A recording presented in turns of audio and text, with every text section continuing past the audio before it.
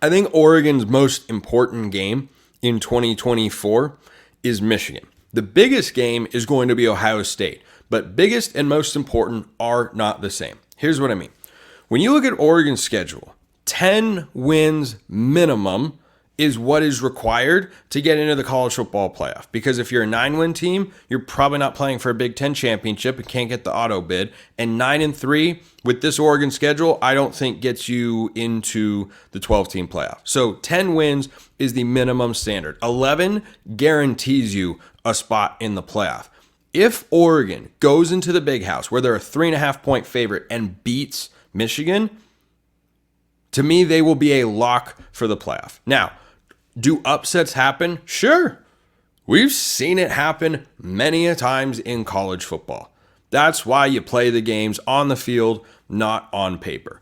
If Oregon is able to go into Michigan and do what Vegas thinks they should do, win the football game, then to me, they're not going to have a problem going to Purdue, even though that's going to be an improved Boilermakers team that has had a propensity to pull upsets over the years. That's the week after Ohio State. Michigan State's the week before. That's at home. I'll never pick against Oregon at home because, gosh, they just don't lose there very often. I mean, if Georgia came to town, okay, sure, maybe. But anybody else, it's really hard to win at Autzen Stadium. I think Ohio State's going to learn that lesson. But I haven't made any official predictions yet on any Oregon games because prediction season is August. This is speculate about prediction season. Predictions come in August. So you've got the Ohio State game. That'll be the biggest one. But if Oregon's able to go and win at Michigan, I don't see them losing 2 other games on their schedule. And even if they do, I don't see them losing 3 other games. I suppose it's a better way to make my point. If they're winning in Ann Arbor at the Big House, if it's a repeat of 2007, what a glorious day that was. If it's a repeat of 2007 blowout of the Big House style, or if Oregon just gets any sort of win, I could see him theoretically losing 2 other games on the schedule. That would probably be Ohio State at home for sure, and either an upset at Purdue and lose 2 games in a row, probably not. At Wisconsin would probably be the other game that, Oregon would certainly have to fight their way through. And let's say they lose, but that would be it. So that Michigan game to me ensures that Oregon makes a playoff. And I think if Oregon beats Michigan, there's a high likelihood that they're winning 11 games in 2024. And that to me sets them up as a playoff lock. Because if you're 11-1, you're playing for the Big Ten championship. I don't think there's a scenario where Oregon loses just one. I don't think they're losing any of their non-conference games. I saw that Boise State was picked as the preseason favorite in the Mountain West, heavily so, and understandably so. But no, I don't think Oregon's going to lose that game at home to the Broncos there, who have been a nemesis in Oregon's side, to be fair. But Dan Lanning doesn't know that. So, or maybe he does, but he doesn't care. So if Oregon wins 11 games, I don't think they can be left out of the Big Ten championship game. And then regardless of whether or not they win, like let's say Oregon loses to Ohio State twice. Let's say it's a repeat of Washington from last year. Lose tight in the regular season in heartbreaking fashion and then get outplayed in the conference championship game. And Oregon sitting there at 11-2 with a win at Michigan, at Wisconsin, against Washington, Oregon State, Boise State. They'll be 8-9 win teams or so with Mountain West plus schedules. And, maybe somebody like Maryland or Illinois is okay. You're getting in the playoff. You're getting into the playoff. Now, if you lose the Michigan game, suddenly this gets a little bit more dicey. Because if Oregon goes 10-2 with losses to Ohio State and Michigan and does not get into the Big Ten championship game, boy, you might need some help getting into the playoff. I think they'd have a good chance. I don't know that'd be a great chance because there's nobody on that non-conference slate that's going to do a lot for you. It would have to be a string of 10 dominant, wildly impressive victories, which, Oregon had a season ago. But that's going to be hard. And it's one of the things that I'm actually interested to see. Everydayers are aware. Shout out to all the everydayers out there, by the way. Appreciate you very much. Everydayers are aware that I'm not a fan of the 12-team playoff. I think it diminishes the college football regular season. It doesn't reduce it down to nothing, but it certainly takes it from, what it was before, which was a 10 out of 10 to, like a 7.5, 8 out of 10, because certain games won't matter as much.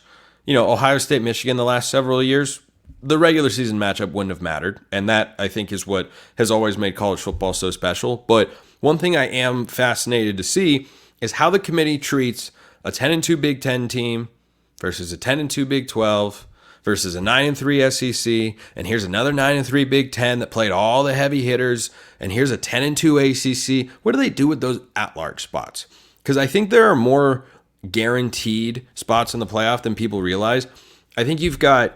I know that you've got the 5 auto bids to the 5 highest ranked conference champions, and the group of 5, God bless them, getting an auto bid into the playoff is so patently absurd.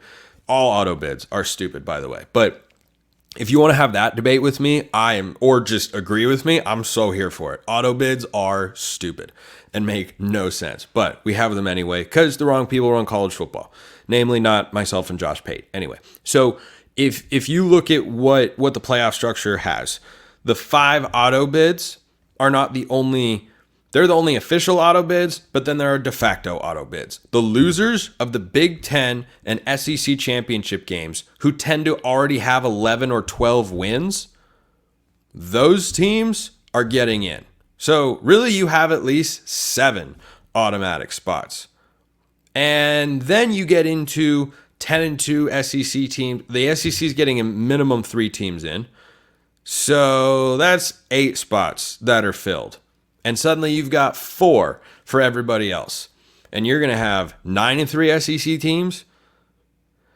You're going to have 10-2 Big Ten teams. You're going to have 10-2 ACC and 10-2 Big 12 or 9-3 Big 12 that have a quality win here, or an 11-win group of 5 team poking their head into the fold. I don't know how the committee is going to handle all of that, but I think Oregon is in a good position overall to put themselves into the playoff. It's why they're one of the shortest betting favorites to make the playoff. They are one of the 4. I will double check according to our friends at FanDuel here. I believe they are the 4th shortest odds team to make the playoff. 3rd. They're the 3rd. They're down to that's crazy. Everybody loves Oregon. They are down to minus 290, meaning you have to bet $29 to make 10 on Oregon making the college football playoff. And I think that faith is reflected in this betting line at Michigan. The Big House is a tough place to win. You've got the reigning national champs. Their roster is very different. It's not Washington different. Like Michigan's going into Washington this year in October, and they opened as an 11.5 point favorite. That was too many points. It's come down to 8.5 or 9.5, which is probably about right. Michigan has a lot more intact from last year's national title team than does Washington. The Huskies are essentially a brand new football team. Michigan is mostly new. And the newest thing about Michigan will be, there is a bug in here that just jumped onto the screen, and I tell you what, it kind of scared the crap out of me. I just wasn't expecting to see anything move. Oh, man. Okay, anyway, I flicked him away. That made my heart legitimately jump. I didn't know what was happening. That has not happened before. Okay. Where was I? Michigan and such. I think Oregon being a 3.5 point favorite is about the right number, because Michigan's going to have a nasty defense. They've got a corner whose name I'm forgetting that's really good. Mason Graham, the defensive lineman. You talk about a test for the interior of Oregon's offensive line. That dude is a game wrecker. I mean, game wrecker. Absolutely gnarly. And that Michigan defense will be good. I don't know about their offense, though. You're not going to have J.J. McCarthy at quarterback, turnover along the offensive line. I think Oregon might. Right now, I'd pick Oregon to cover the 3.5 points, but being in the Big House, yeah, it's going to be tough. It's absolutely going to be tough. Let me know your thoughts below on the Michigan game. Oregon minus 3.5 in Ann Arbor on November 2nd. Yeah, that's right. Did that off the top of my head, and that's how many times I've looked at Oregon's schedule. I think I could do every game in order off the top of my head, or at least pretty close to it.